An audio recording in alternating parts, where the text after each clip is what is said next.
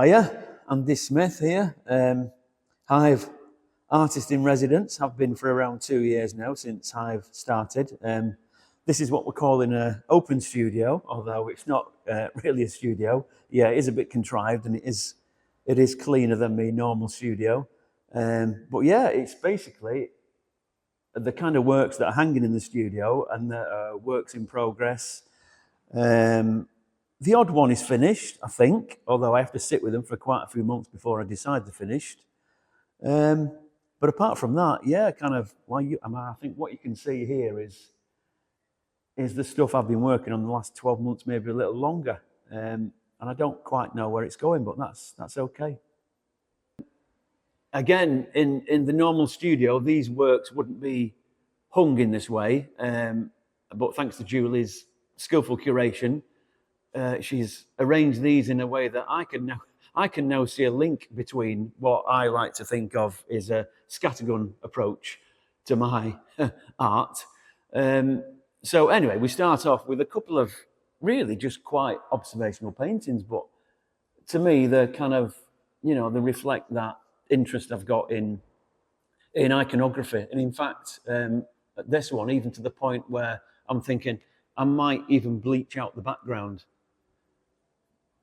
so that just that iconic shape is at the forefront of that picture and, dominates the picture, because I think the background kind of detracts a little bit. So these are, I've titled these here Almost Done. So they've got the title, it tells you what the media is, but also on each one I've got almost like a status of completion.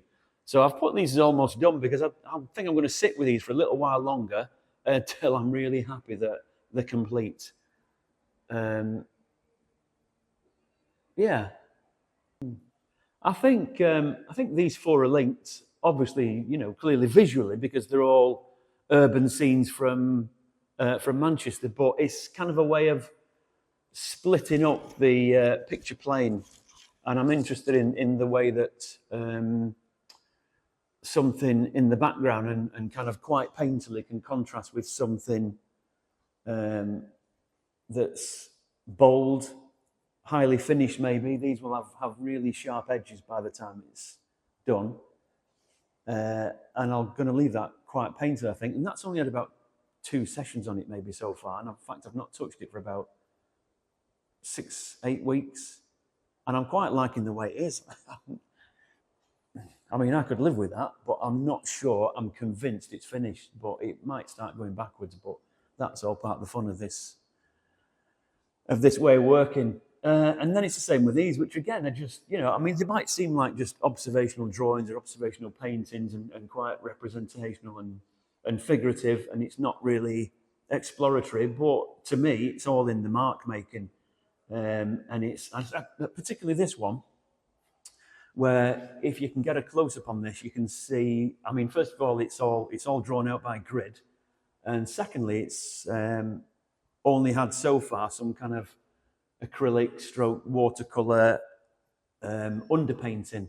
And I think I'm going to try on this different types of paint. So oil paint, maybe gloss paint, maybe some fabric paint, maybe mark making in the form of oil pastel, because I've laid it on a board, so I've got some resistance there. I can really experiment with these different shapes. And again, it's very much a push and pull approach, where you make some marks and you put some paint down, and then you sit with it, and then you react to what you've done. So again, it's quite experimental, really. It seems quite formal, but it won't be.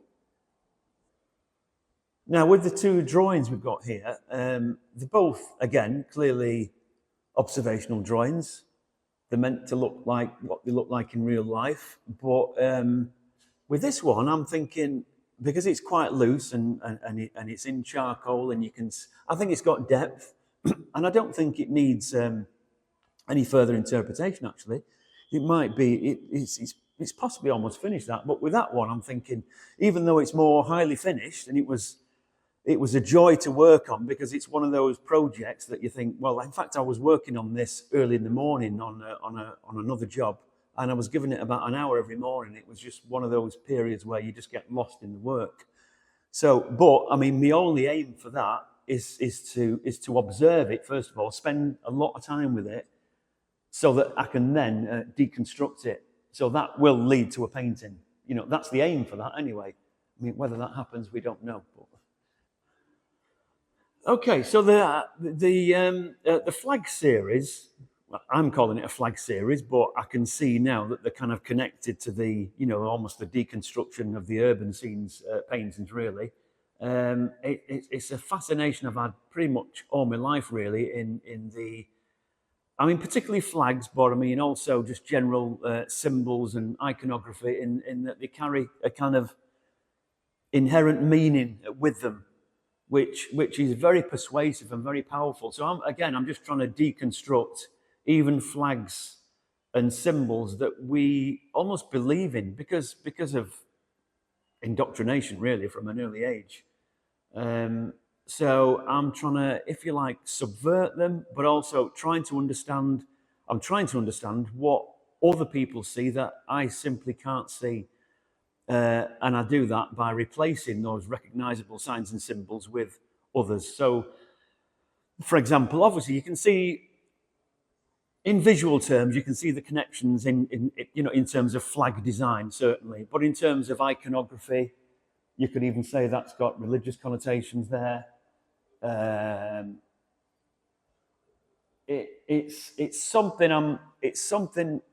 It's what I call serious play, sort of like playing with intent. So yeah, you're trying to be ironic, I suppose. Sometimes maybe even there's humor in there. But I'm trying to understand, or I'm trying to answer, stupidly maybe, very serious questions or issues that I think should be questioned.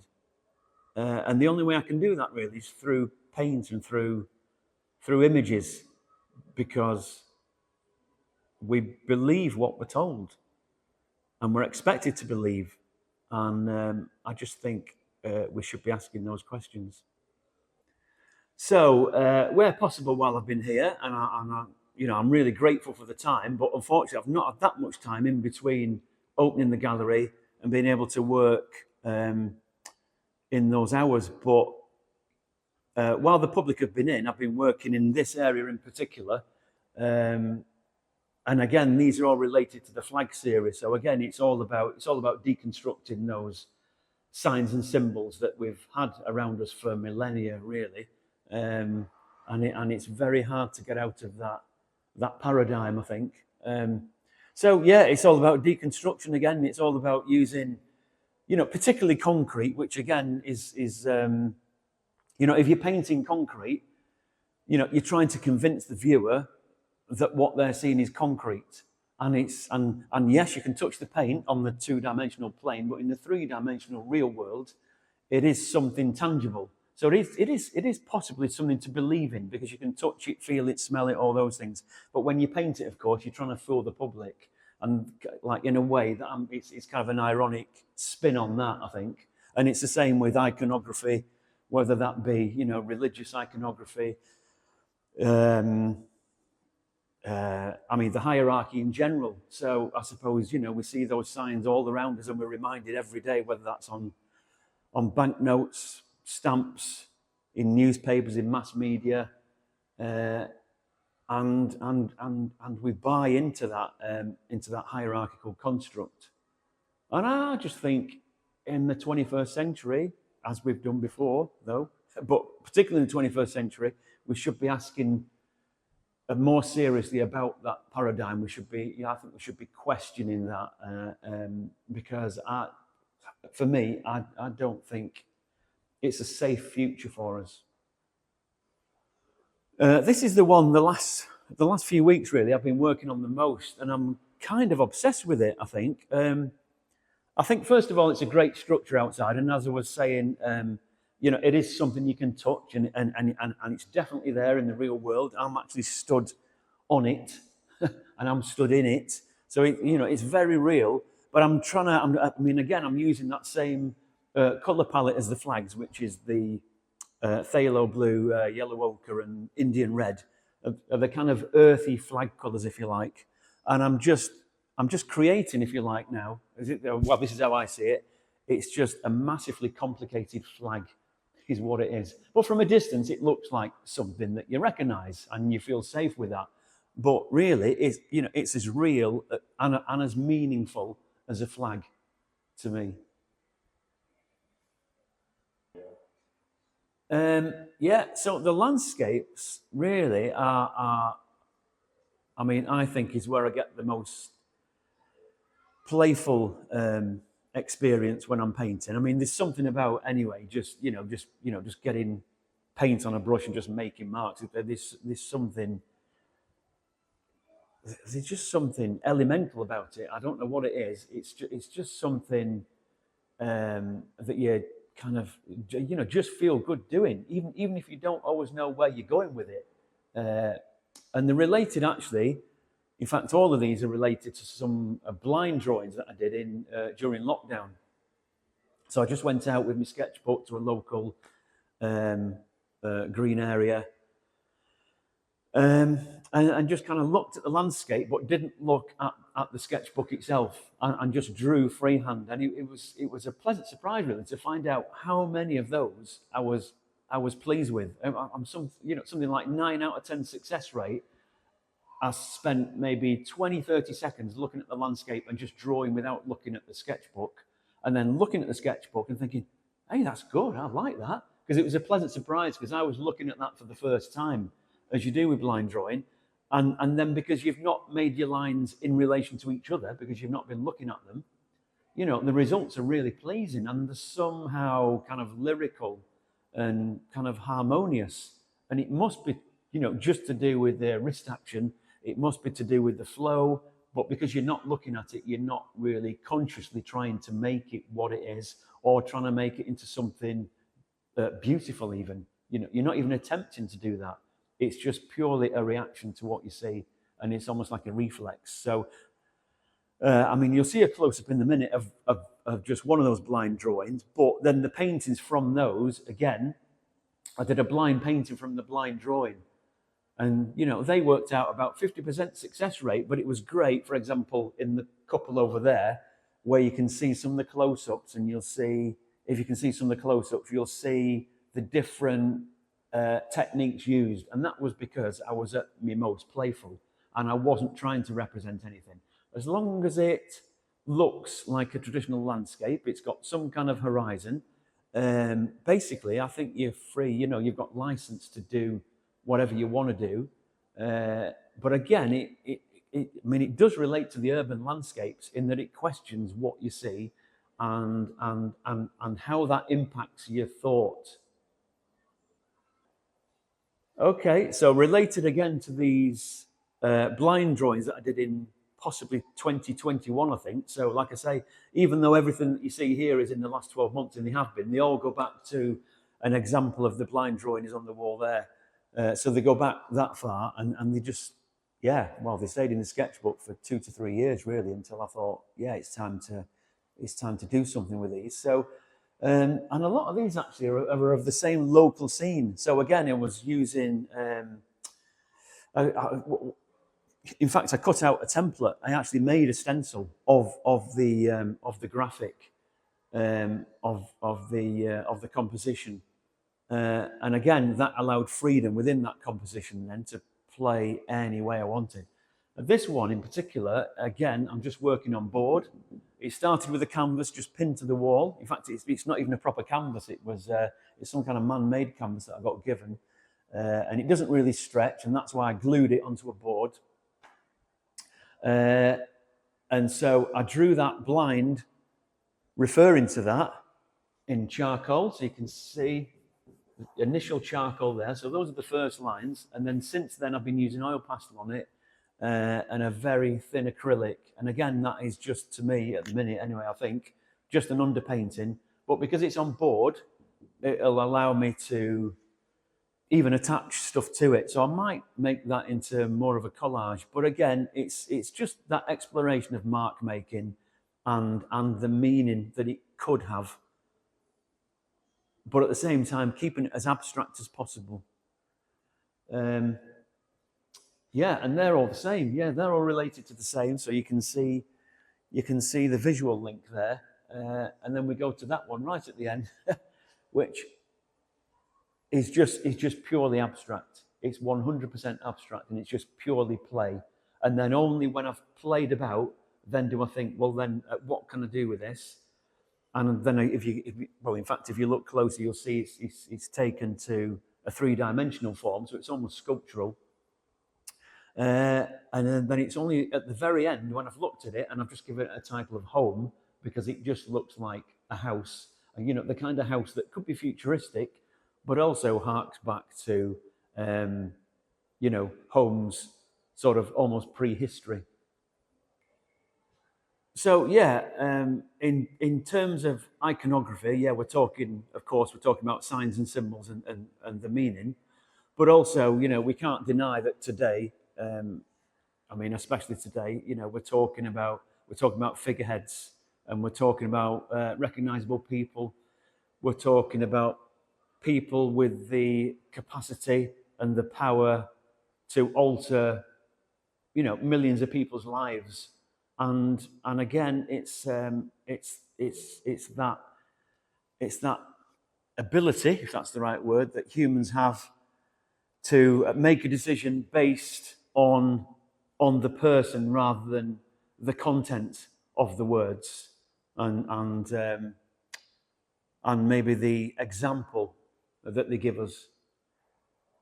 So, with that in mind, only a year or two back, I started to explore in particular just the face and its potential power and its meaning.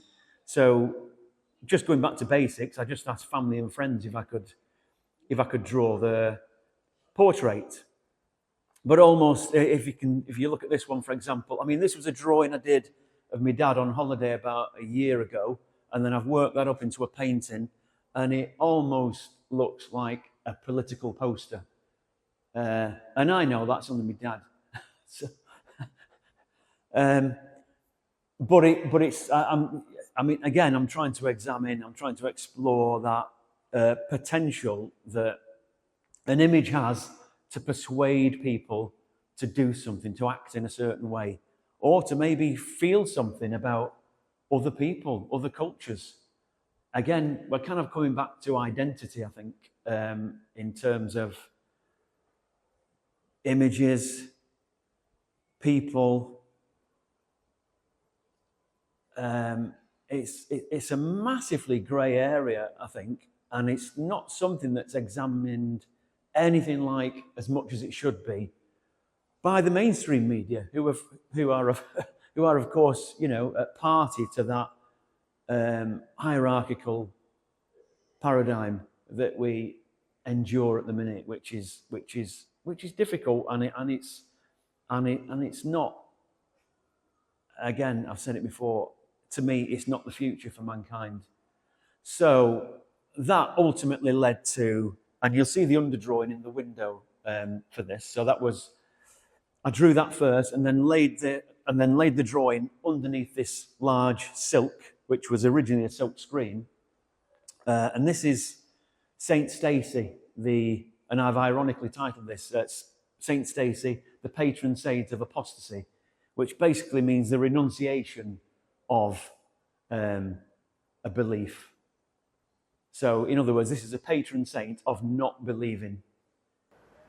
Okay, so that's a wrap for the Open Studio. I think you can see now why I paint a lot and I talk less, because it's very hard to explain something so conceptual, but I'm really grateful for the opportunity and to be able to meet the public and actually talk about the works, because it helps me understand them more as well. So thanks to Hive and to Julie and all the team for all their support over the last couple of years. It's been brilliant, and I will be staying on as exhibitions coordinator.